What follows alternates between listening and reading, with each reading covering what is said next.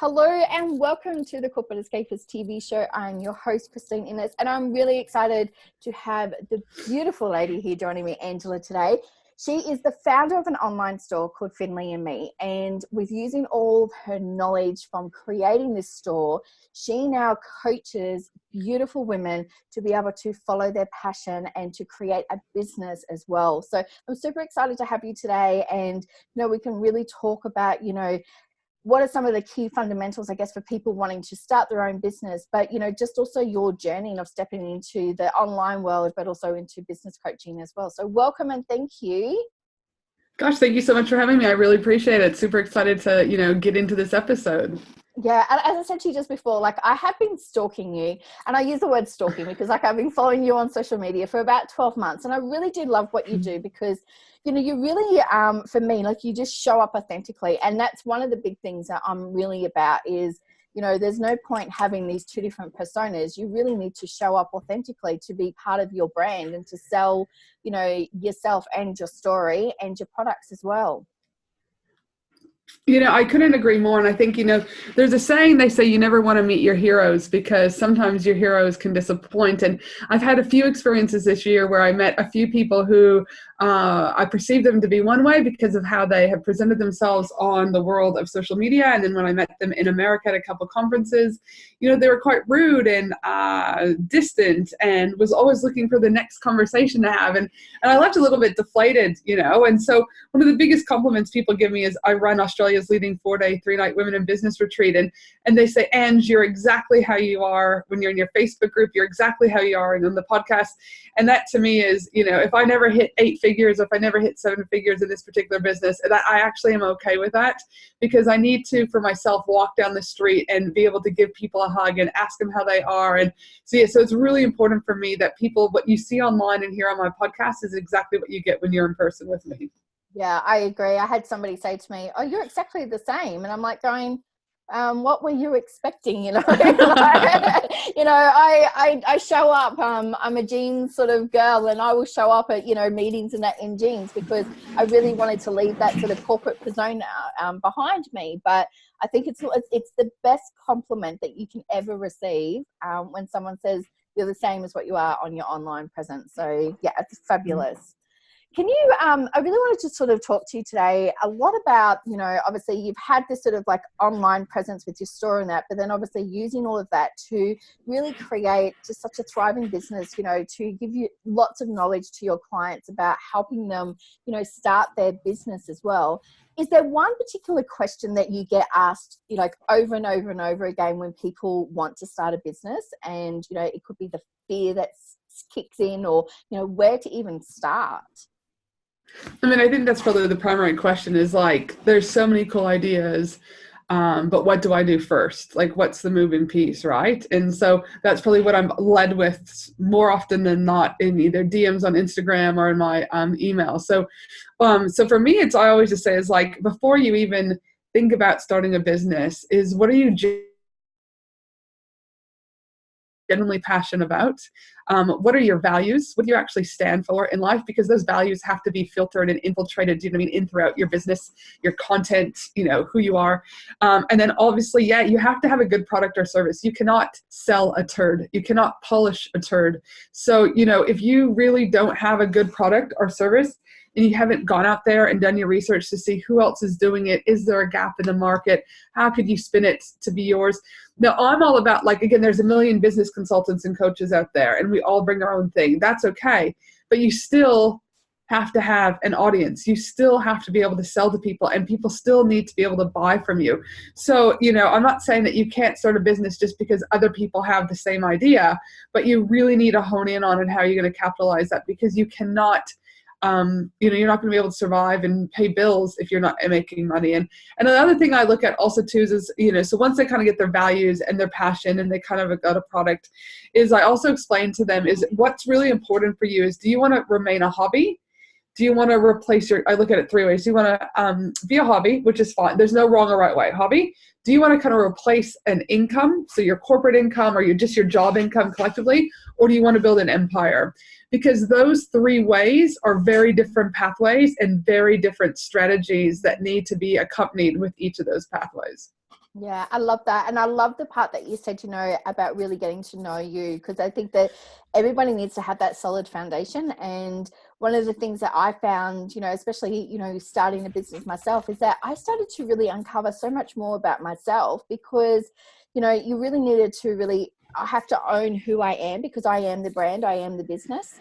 And if you don't know that to start off with, it's very difficult to sort of sell yourself to other people. And, you get a little bit confused, and people then will start to see you not authentically. And they start to see through the crap pretty much, because they realize that you don't really know what you're doing.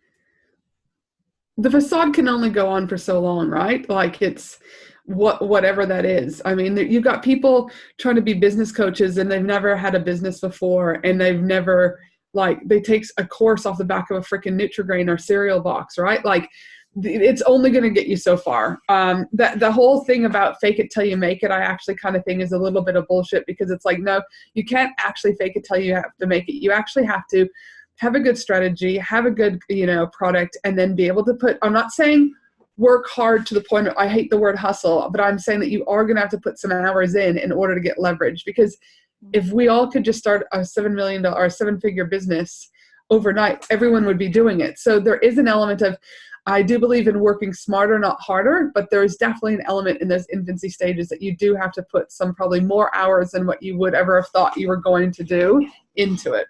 Yeah. And it's really building those solid foundations, I think, in business, is that if you can get those right, that it really starts to lead you to, I guess the work-life balance that you've sort of wanted when you go into business, but also too, it allows you then to grow your business more effectively. Like, do you agree? Like, you've got to have those key foundations first and sort of, plant the seeds, get the roots settled and all of that before you can sort of start branching out in so many different areas. I mean, one of the key things that I'm known for is about developing the foundational framework, tools, and strategies necessary to grow a sustainable and profitable business. So most businesses that come to me, the analogy I use is the book from the Three Little Pigs, is they have a business made of hay or a business made out of, straw. So it's physically and structurally there, but it actually wouldn't take much, 1 or 2 bad months, and they'd probably have to close up shop, or they'd have to look at taking a loan out, So I really am big about developing those foundational pillars. So I have a 12-month group coaching program called Profit Pillars with Angela Henderson. And that's what it is. It's about developing those profit pillars, those bricks, so that you're laying solid bricks throughout. So even if you have a bad month, you're not going to go belly up. It's okay, because you've got other strategies, or we've got a strategy in place around your product is seasonal. What are we going to do when we're off season, etc. So yes, you definitely need foundational tools and elements in place in order to be able to scale up. Yeah. What do you think has probably been one of your biggest learning curves? Obviously, starting the online store and then, doing the coaching. Like, personally, have you found that there's been one of the biggest strengths that you've needed to sort of draw out yourself, like to be able to, I guess, being a mum and that as well, you've got lots of different, strings getting pulled different ways, but is there one sort of behavior or one of your personal attributes that really starts to shine more? I would say for me is, I guess if we rewind a little bit, as you said there about the mom, is so I guess one of the things that I learned very early on, because I've been in business now with my first business, Finley and me, almost a decade now. So, and Finley was only a year old when I started that, and now he's just about to turn 11 next year. So for me, is what I had to give myself permission was to realize that I'm just as good as mom as I am a business owner, and that it's actually okay that I fly around the world for business events, and that my husband can stay with the children. I mean, he is the sperm donor. So for me, I'm very big about being able to role model to the kids that, for Chloe, my little one, my 6-year-old, that it's you can be a mom and a business owner and still do both really, really well. And to Finley, that it shows him that he can be a dad and do the lunches and do the laundry and do the dinners and do the showers and read the stories, and that's okay too. So I guess that's the first thing that I'd like to talk about in regards to the mom type of thing. Then the second thing is, what has kind of my super strength been in regards to getting to where I am, is as I've invested in tools and resources was from day one. So I still was smart and responsible with my money, but I definitely, doubled down on a variety of things. And my biggest thing would probably be my learning and investing in a good business coach and our program very earlier on. So I spend currently anywhere from $25,000 to $40,000 a year on my learnings. I travel around the world to learn from some of the top people, but it's not just the learnings that have gotten me to where I'm at. It's those people and their connections, and it's a ripple effect, right? But it's equally because what I'm giving back to them. So I guess I call it around paying to play is, you might go to an event that's free. But once you start paying a $5 ticket event, a $10 ticket event, then a $20, I'm not saying you're going to go spend $40,000 your first year. It's taken me a decade to get to there, right? But the more I started to pay to play and surround myself with people who had already been there and done it, my business just skyrocketed. Yeah, I think that the investment is probably one of the biggest things because, I spent probably about $10,000, over the last 12 months, like investing, and it's not just business investments, but it's also personal investment as well. But I now can see that return on investment is not just for my clients, but it's for me personally, because I need to continue to grow to be able to, be a better coach, be actually a better mom, do all those different things that I need to do to make my business work. And I think that people, when you have a monetary value, assigned to it, you take it a little bit more seriously and you really put the effort into it. 100%. I do believe that transformation doesn't occur till a transaction has happened. And it's like, again, you can all do the tickety-boo, or you can go Google, YouTube, or you can all do this.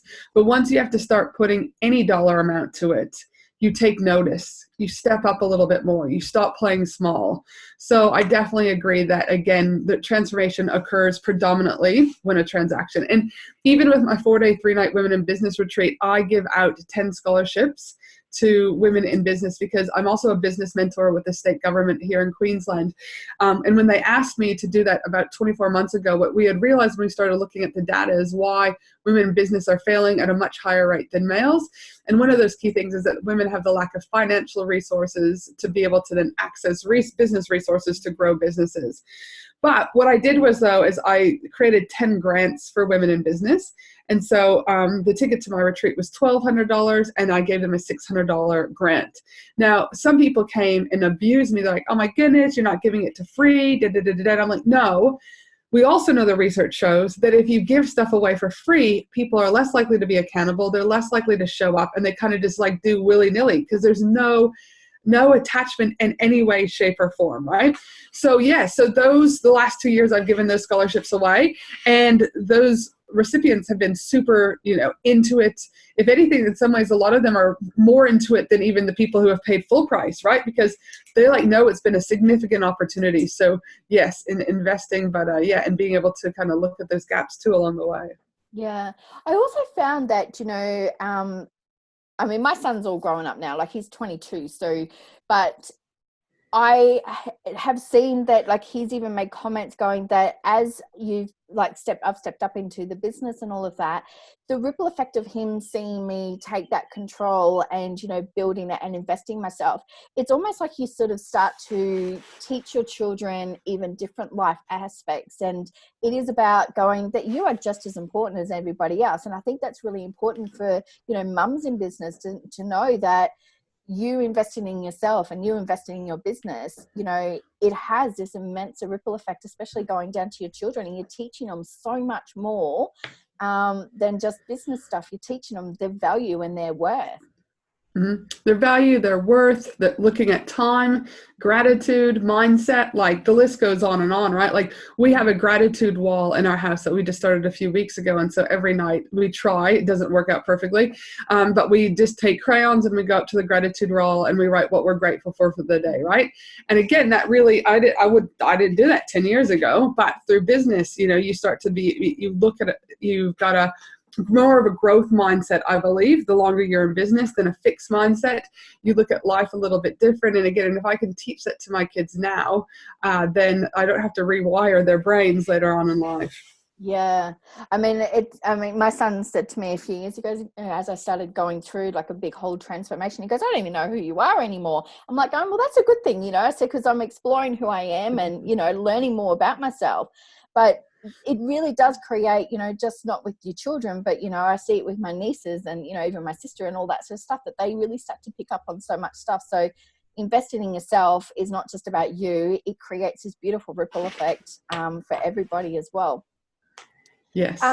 In your, with like sort of the business coaching sort of side of things, do you find that there's like when the women sort of come to you that they are still, you know, have these limiting beliefs and, you know, behaviors that you really need to work with them to be able to allow them to step through that and to sort of break through so that they can truly shine?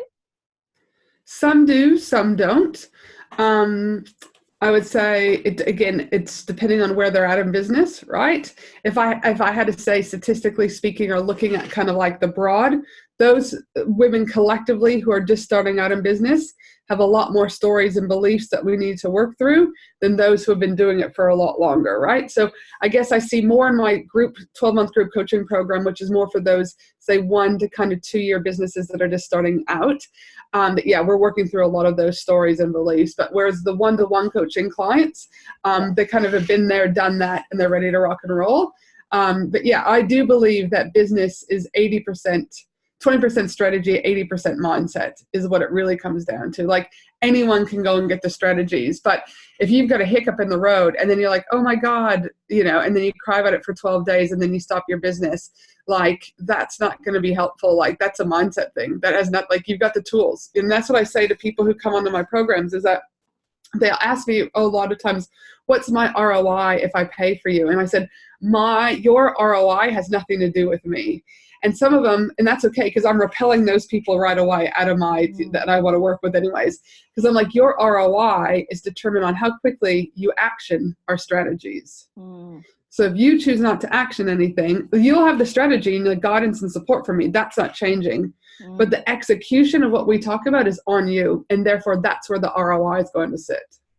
Yeah, I like that so much because I said in another interview that, you know, I paid a lot of money for a business coach, but it actually wasn't the strategy that I got out of it. It was actually the money blocks and all that sort of stuff. So even though I can't say that, you know, I got new clients and all that, but the mindset and the transformation that I got at it was actually invaluable. Like there's no monetary amount that I could ever put on that.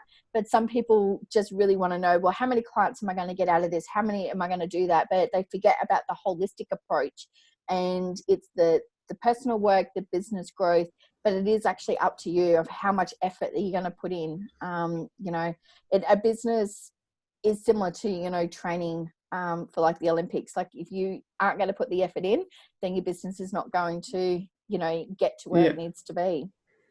And I also think you raised a point there about like coaches and stuff. I do, but I personally look at things in a 3 kind of layer system. Is you've got mentors, coaches, and consultants. And I think each of them play a very different role.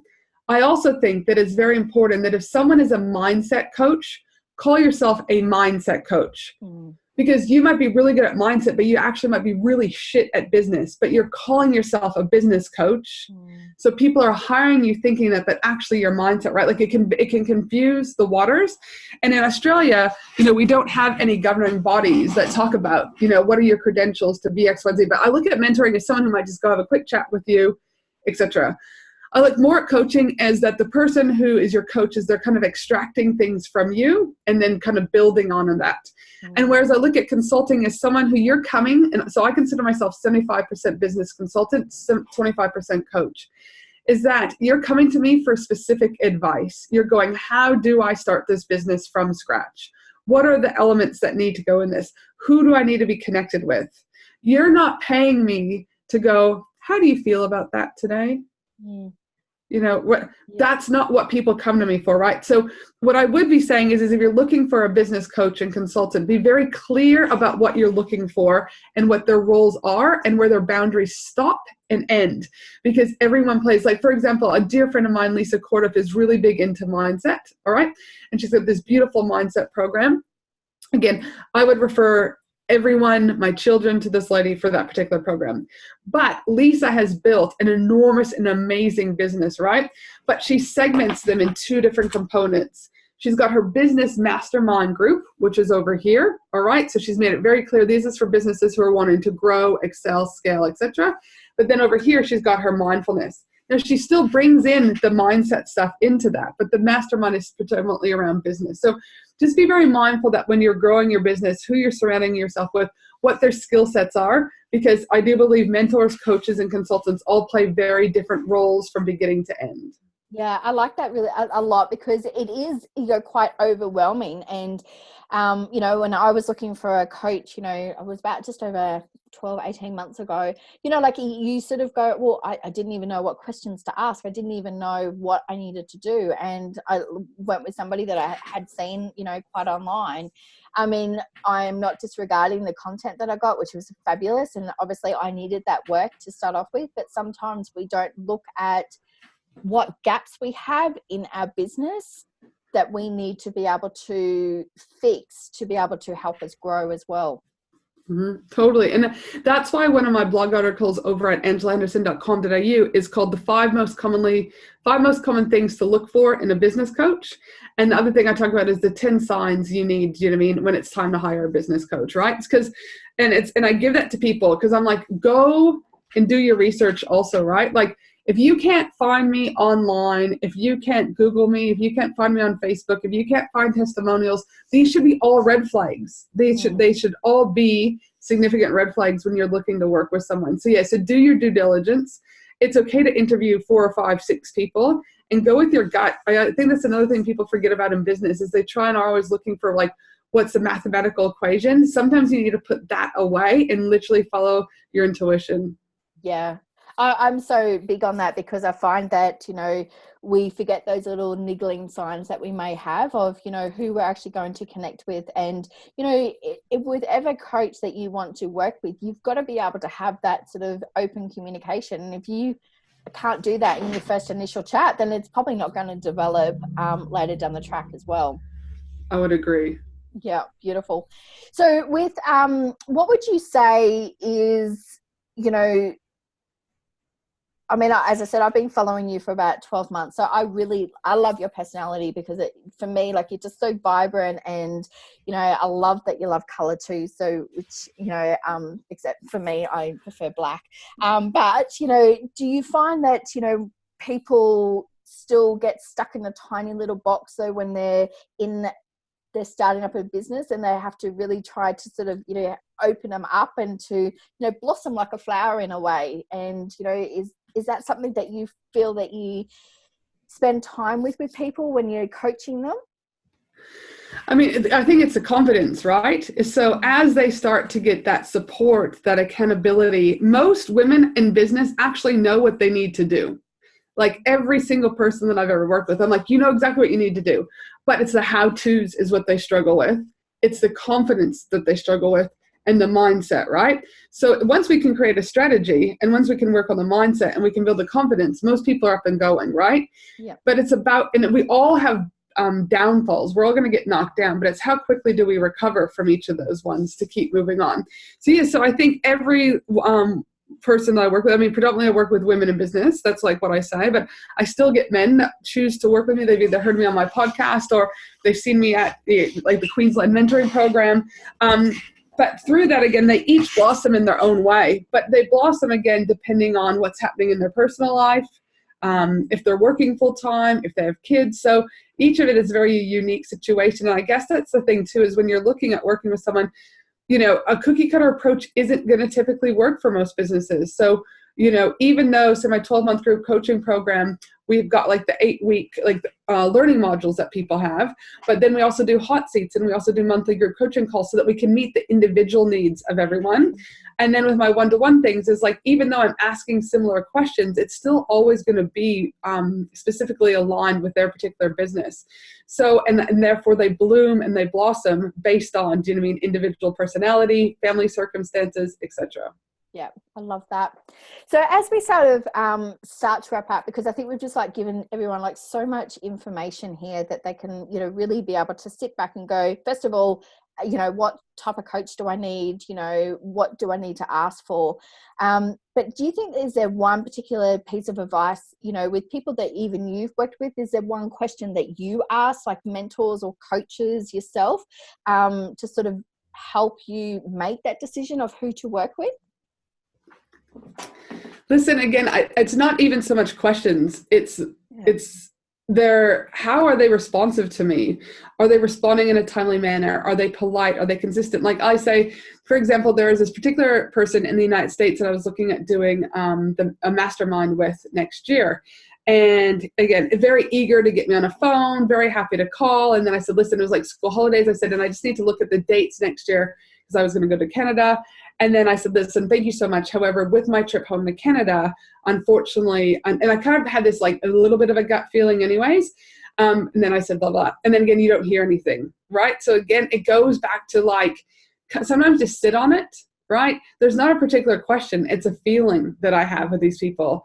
I also look, it's not so much something that I do with them. It's like, again, what I say in that article I wrote on my website is go and look and see how they interact with people online.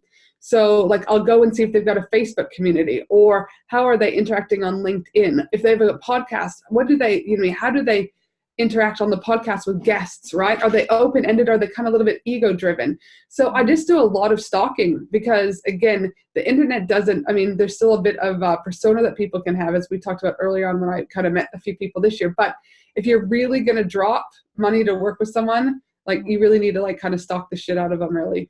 Yeah, I agree. So it's not a question, it's more of a feeling, and you taking responsibility for making sure it's the right person. Don't blame the coach. Yeah. Because if you didn't go and do your homework and ask the right questions, etc., then that's on you, right? And that's another big thing I have around mindset with people, like, again, that ROI question, what's my ROI? Or I give scenarios around, like, if this happened, what would happen? Because I want to see how people are going to respond. People are very quick to judge and point the finger. So I don't want to be working with anyone who's going to be like, oh, Angela Henderson didn't do what she said she was going to do. No, I showed up. I will always hold my end of the bargain. So I'm already screening people right from the beginning, just as much as they're screening me, because I want to work with vibrant, energetic, happy, fun action takers with growth mindset than I do people who are going to just sit and be like, won't play the blame game. So same thing when you're hiring someone. The only person to blame is you. You've got four fingers pointing back at you, one finger pointing out and four fingers pointing back. Do your due diligence, do your homework. Yeah. Oh my God, I absolutely love that so much, because it's something that I'm very passionate about, because you need to own your shit pretty much. And, if you don't, then you're always going to be in that victim mentality and you'll never get anywhere in life. So, but thank you so much, because as I said to you, I've been stalking you for a while, and I was so super excited when you said yes to come onto the show. So I'm super grateful.